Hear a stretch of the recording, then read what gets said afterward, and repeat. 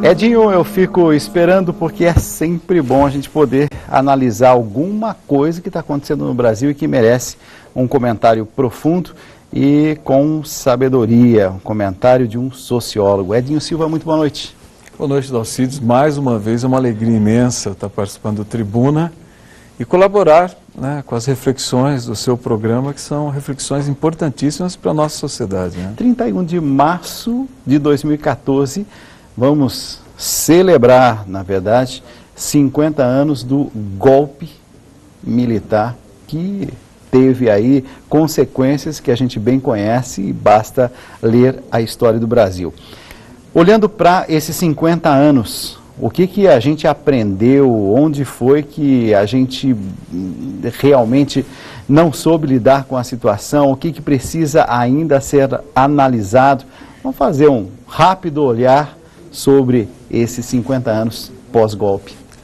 Olha, Dalcides, na verdade 50 anos de golpe militar, onde se faz uma reflexão sobre o que significou o golpe militar, efetivamente é um momento de nós olharmos para a nossa história, entendermos as condições que foram criadas para que o Brasil deixasse de ser um país que exercitasse a democracia, um momento, talvez, um dos piores momentos da nossa história, se não o pior momento da nossa história, pelo menos da nossa história recente, onde milhares de pessoas foram perseguidas, presas, torturadas, centenas de pessoas foram mortas, pessoas que até hoje estão desaparecidas, onde as famílias não tiveram sequer o direito, de chorar os seus mortos, filhos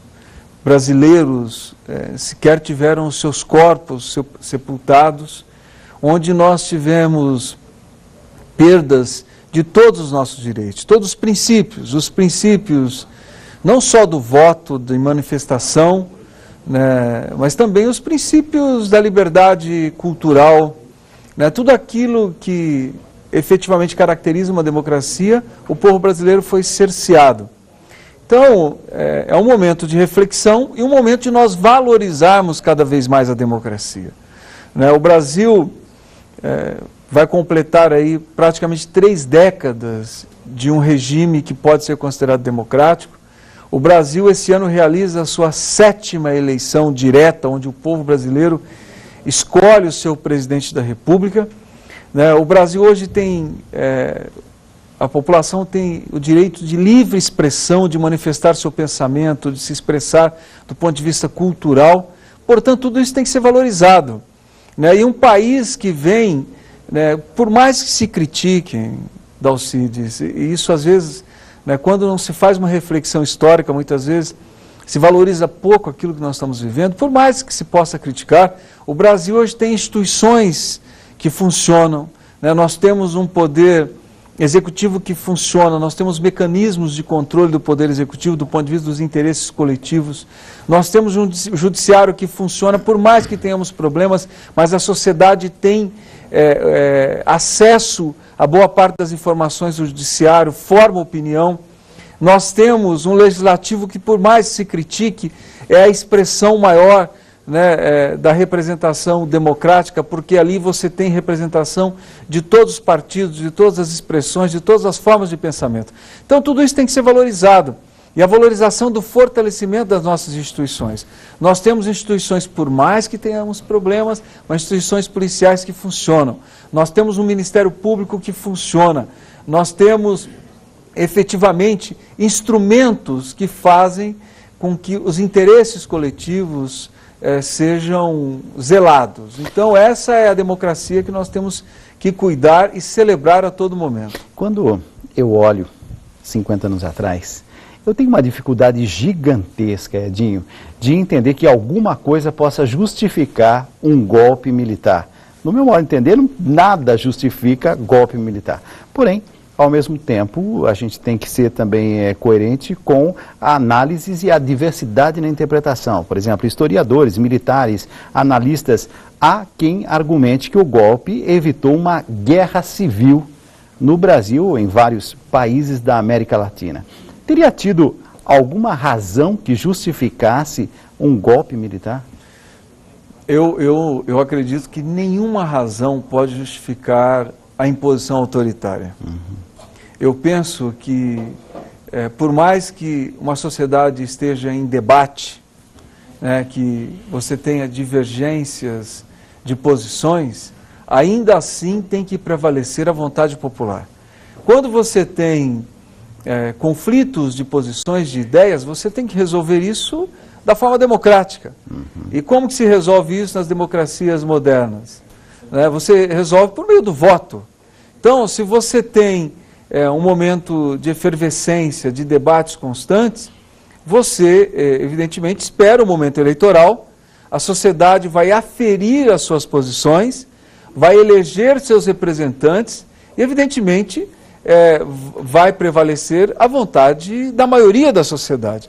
Então não tem nada que possa justificar uma medida autoritária, não tem nada que possa justificar o fim da liberdade, né? O fim da liberdade de expressão, de pensamento e de debate, né?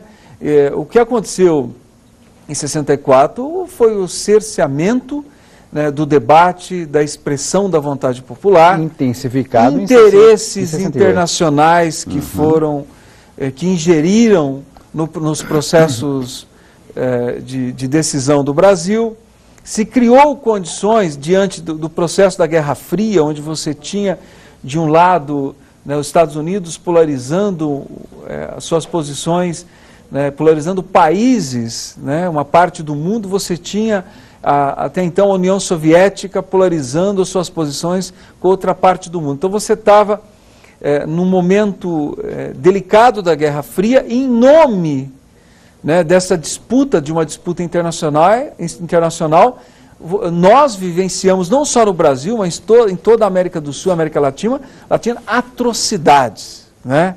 O fim de liberdades, pessoas sendo perseguidas, presas, torturadas, mortas, enfim, isso não pode justificar absolutamente nada. Ou seja, eu penso e repito que a democracia pode ser difícil, porque ela exige o debate, exige a formação de opinião, mas a democracia ainda é o melhor sistema para que a gente possa superar qualquer conflito.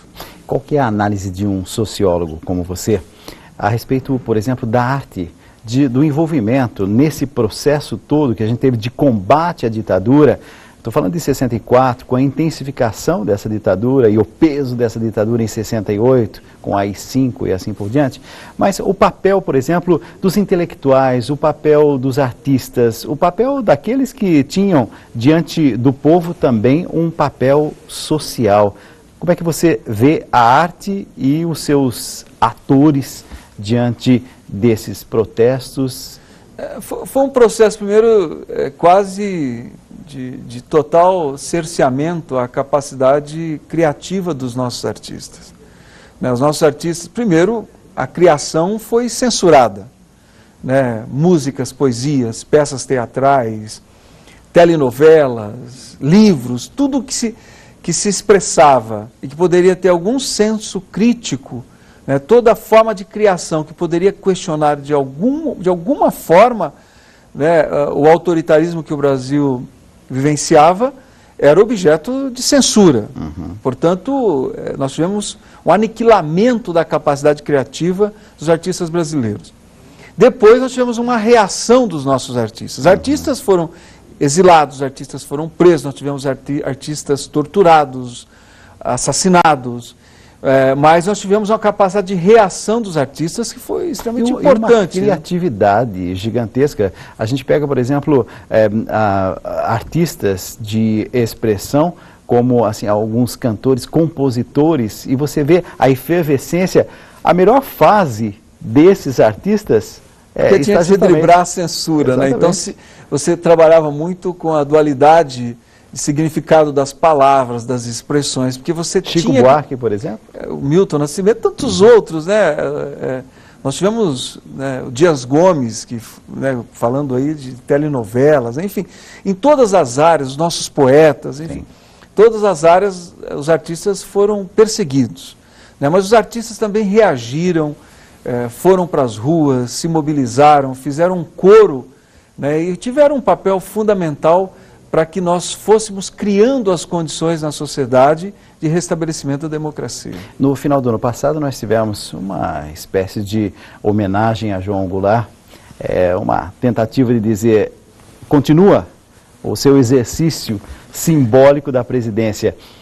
Eu achei que essa foi uma sacada legal para a gente poder ajudar os jovens de hoje também a entender a violência de um rompimento, como aconteceu em 64. Você falou tudo. Eu penso que esses movimentos simbólicos, porque, claro, o João Goulart está morto e ele morreu deposto de um cargo, né, que ele participou de um processo eleitoral, portanto ele era legítimo, né, ele era um presidente legítimo.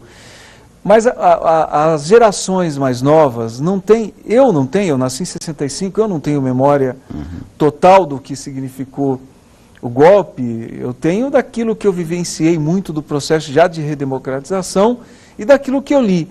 Agora, as novas gerações têm uma memória menor ainda, porque é a memória dos livros e muitas vezes isso muito diluído. Então, todo gesto simbólico que se possa fazer para que a gente possa relembrar esse momento difícil, trágico da história brasileira, eu penso que isso tem que ser feito, para que a gente possa relembrar, inclusive, a dor, né, de famílias, de amigos, de pessoas que perderam familiares, perderam amigos, perderam pessoas queridas, né, nesse processo de autoritarismo, para que a gente possa reviver esse momento e valorizar a democracia. Né? A democracia tem que ser valorizada a todo momento. A gente tem 30 segundos, mas eu queria uma palavrinha sobre Comissão da Verdade. A Comissão da Verdade tem cumprido um papel importante, tanto a Comissão em nível nacional, como a comissão criada nos estados, as comissões criadas nos municípios. Por quê? É o momento de, muitas vezes, nós recuperarmos as verdades históricas, né? Nós relembrarmos aquilo que aconteceu, muitas vezes restituirmos verdades que foram manipuladas e, principalmente, nós valorizarmos a memória daqueles que lutaram contra o autoritarismo e lutaram, e muitos morreram, para que o Brasil pudesse vivenciar a democracia. 31 de março é um dia importante para a gente fazer uma boa reflexão, mas que não seja um único dia, mas que essa reflexão nos leve a uma prática de exercício da liberdade, ao mesmo tempo da cidadania. E é por isso que a gente recebe com alegria, todas as terças-feiras, Edinho Silva, nosso sociólogo, comentarista de cidadania. Obrigado mais uma vez. Eu agradeço, Alcides. Aguardo você na próxima terça. A próxima terça, com certeza.